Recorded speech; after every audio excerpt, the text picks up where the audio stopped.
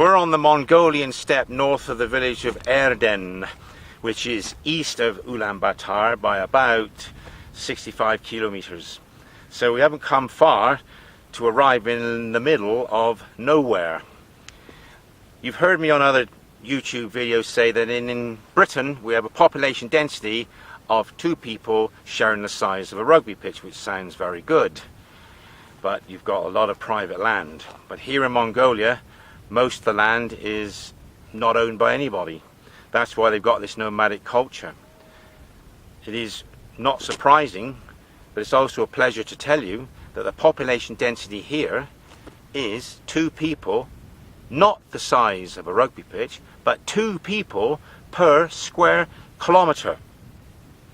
And over on the left here, where the red building is, as we zoom in, you will see the Gur camp where I'm sleeping tonight.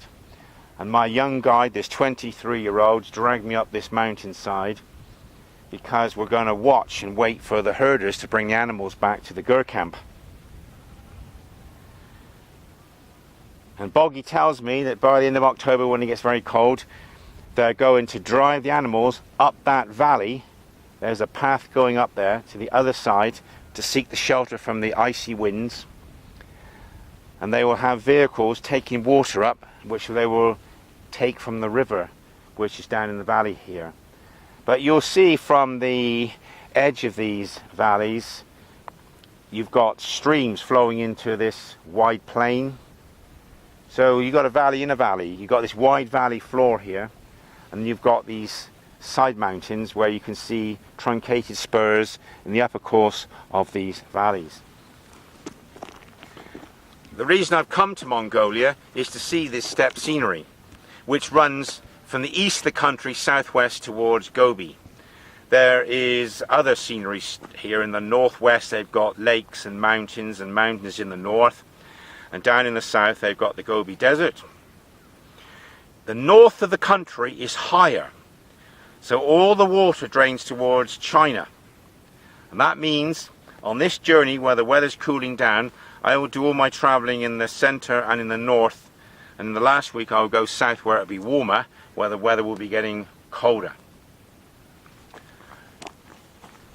It's the remoteness, getting away from everybody and enjoying life here that brings the ardent visitor to this part of the world.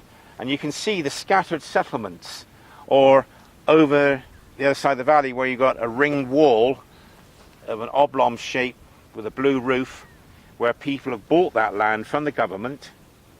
You can buy land or you can roam around, and land that is owned is all stone fenced off, but you've got plenty of land for everybody else who just wants to roam around and enjoy the life on the Mongolian steppe.